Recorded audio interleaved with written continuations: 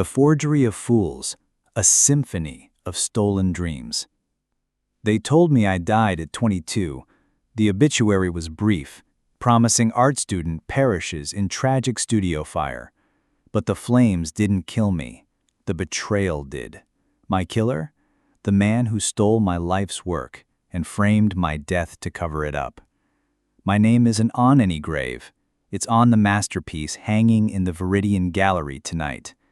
And before dawn, the world will know exactly whose hands truly created it and whose hands deserve to be cuffed. My name was Cassian Vale. Emphasis on was. For 7 years, I lived as Leo Kale, a quiet archivist at the prestigious Athelstein Museum. But before that, I burned. Not literally, though everyone believed it. I was Cassian Vale, a scholarship student bursting with raw talent, apprenticed to the revered Professor Eris Thorne at the Lyceum of Fine Arts. Eris wasn't just a teacher, he was a titan, a gatekeeper to the elite world of Viridian galleries and obscene wealth. He saw something in my chaotic sketches, my obsession with forgotten Renaissance techniques.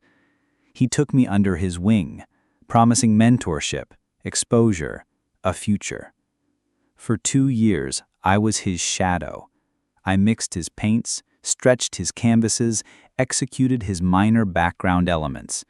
He called it learning the craft from the inside. He praised my understanding of light, my uncanny ability to replicate textures. Little did I know I wasn't learning. I was auditioning. Because Cassian Vale had a secret project. Not for class, not for Eris, for myself.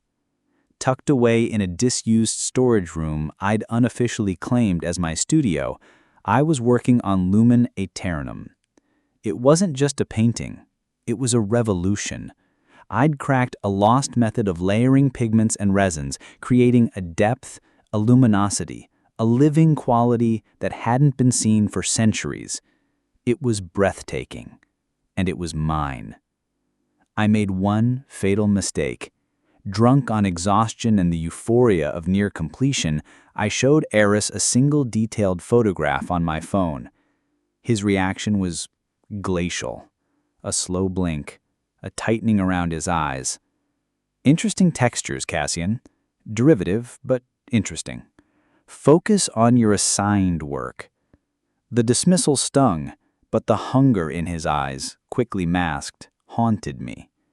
A week later, fire ripped through the Lyceum's west wing, specifically my hidden studio.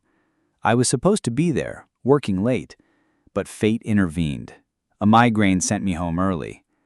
I watched from the street as flames consumed years of sketches, studies, and the nearly finished Lumen Aeternum. The next day, Professor Thorne delivered the devastating news to my few friends with trembling hands and tear-filled eyes. He identified a charged student ID and personal effects found conveniently near the source. Cassian Vale was declared dead. Eris Thorne gave a moving eulogy about unfulfilled potential. But grief wasn't the only thing that moved. 3 months after my death, Eris Thorne unveiled his magnum opus, Eternal Radiance. It hung in the Viridian Gallery amidst gasps of awe. It was my Lumen Aeternum, not derivative, not interesting, acknowledged as a staggering, unprecedented masterpiece.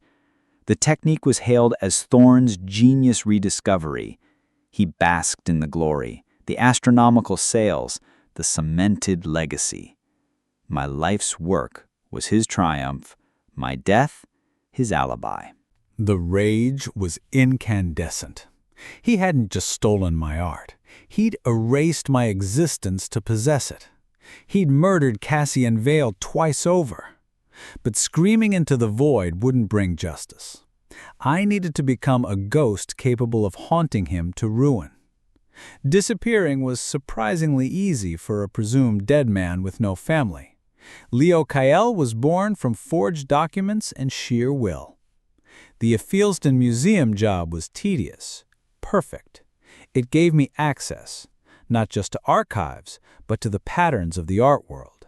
Authentication processes, collector habits, gallery security, the flow of dirty money, and crucially, Aris Thorne's insatiable ego and meticulous routines. I watched him for years.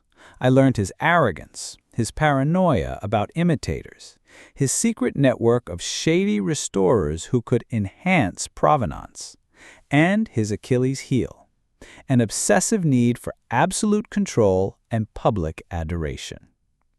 My revenge wouldn't be a knife in the dark. It would be a meticulously crafted forgery of his downfall. I needed to make the world see the thief behind the genius, to shatter his legacy with the very tools he used, deception and stolen brilliance. Phase 1. The Seed of Doubt. Using my deep archival knowledge and access to obscure historical records Thorne himself had referenced inauthentically, I began crafting a series of anonymous leaks to respected art bloggers and niche academics. Tiny inconsistencies in Thorne's lesser-known early works were rediscovered. Questions about sudden, unexplained technical leaps in his style were subtly raised. Whispers started, quiet but persistent. Thorne dismissed them as envy, but a sliver of unease entered his public persona. He became more vocal, more defensive. Perfect. Phase 2. The Master Forger's Masterpiece. This was the heart of it.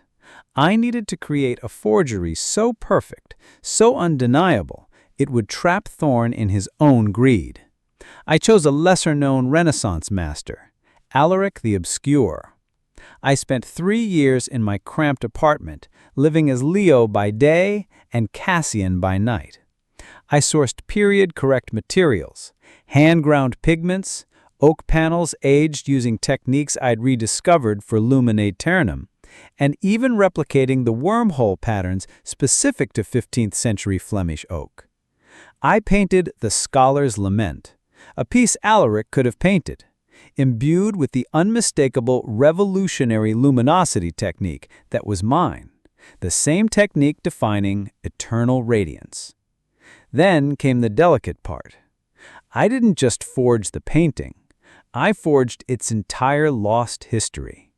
Faded letters discovered in a monastic archive, meticulously aged paper, period-accurate ink and script, mentioning a commission by a minor nobleman matching Alaric's patrons. A cryptic diary entry from a rival artist, mentioning Alaric's strange new light. I planted these documents through a chain of oblivious dealers and overeager researchers, letting the discovery gain organic traction.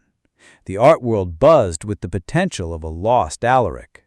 The buzz reached Thorne as I knew it would. His ego couldn't resist. He had to be the one to authenticate it, to bask in the glory of discovering a masterpiece potentially rivaling his own. I ensured the anonymous owner, a shell corporation I controlled through layers of proxies, was desperate for Thorne's definitive opinion before a planned Viridian auction. Thorne demanded exclusive access. Greed trumped caution. Watching via a hidden feed as Thorne examined The Scholar's Lament in a high-security Viridian vault was exquisite torture. I saw the moment he recognized my technique, the subtle layering, the impossible depth. Shock, then dawning horror, then avarice. He knew it wasn't Alaric. He knew it was the technique he'd stolen. His mind raced. If this was real, it predated eternal radiance, undermining his claim to its rediscovery. But if he declared it a fake, what if someone else eventually authenticated it? His legacy was on the line. His greed offered the solution. Acquire it, silence it, own it. He authenticated it as a groundbreaking authentic Alaric, a revelation. His word was gospel. The Viridian auction was set, promising record sums. Thorne, using a discreet intermediary funded by suspiciously liquidated assets, was the frantic underbidder, determined to own the evidence. But the bidding soared beyond even his reach, fueled by his own glowing authentication. A reclusive Asian collector won. Thorne was furious, terrified. The painting was out of his control. Phase 4. The Grand Unraveling. Days after the auction, the leaks began again, but louder, more targeted. First, a forensic analysis, commissioned anonymously from a rival, impeccably credentialed lab, was sent to major news outlets. It compared the resin layers and pigment composition of The Scholar's Lament and Eternal Radiance. The match was undeniable, down to microscopic idiosyncrasies. The report concluded both shared a unique modern binding agent unknown in the Renaissance.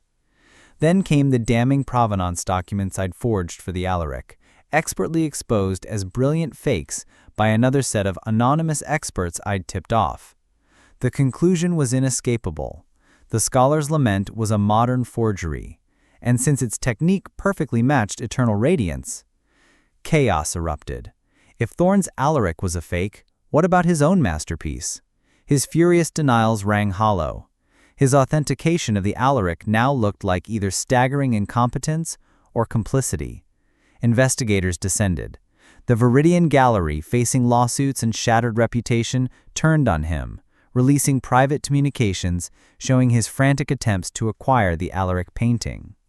Financial auditors uncovered the liquidated funds he'd used to bid. The whispers about his early work became shouts. The final stroke. As Thorne's world crumbled, one last package arrived at the offices of every major art publication and the ethics board of the Lyceum. Inside were high-resolution photographs of Cassian Vale's charred studio notebook, miraculously found in an unrelated archive box. Pages showed detailed sketches, pigment formulas, and resin layering experiments for Lumen Aeternum, dated a year before the fire. And on the last page, a frantic charcoal-smeared note. Thorne knows, he wants it, feels dangerous, hide everything, see. The evidence was circumstantial, but the narrative was perfect. Cassian Vale, the brilliant student, working on a revolutionary technique.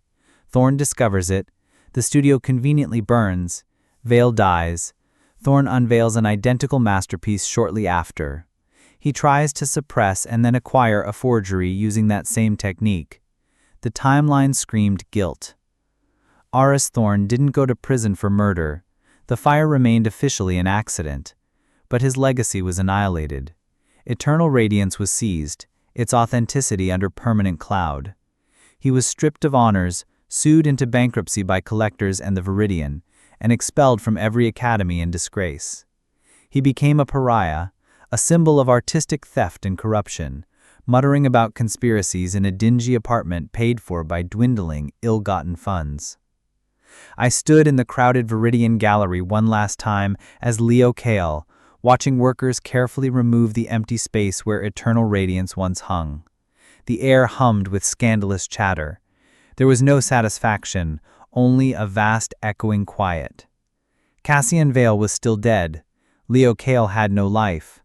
I had orchestrated a symphony of ruin using the very brushstroke stolen from me. I exposed the forger, but in weaving such an intricate web of deception, had I become one myself. The revenge was flawless, a masterpiece of destruction, yet holding the tarnished key to my old studio, salvaged before the fire, I felt only the weight of the ghost I'd become. I unmasked a thief, but the price was walking forever in the stolen silence between two graves, Cassian's and Leo's.